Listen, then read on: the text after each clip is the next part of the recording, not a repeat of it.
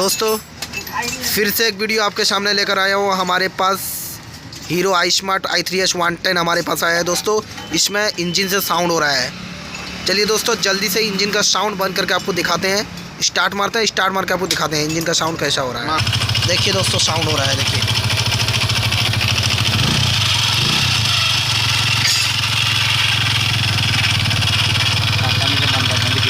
देखिए बहुत जल्दी से आसानी से बंद करते हैं।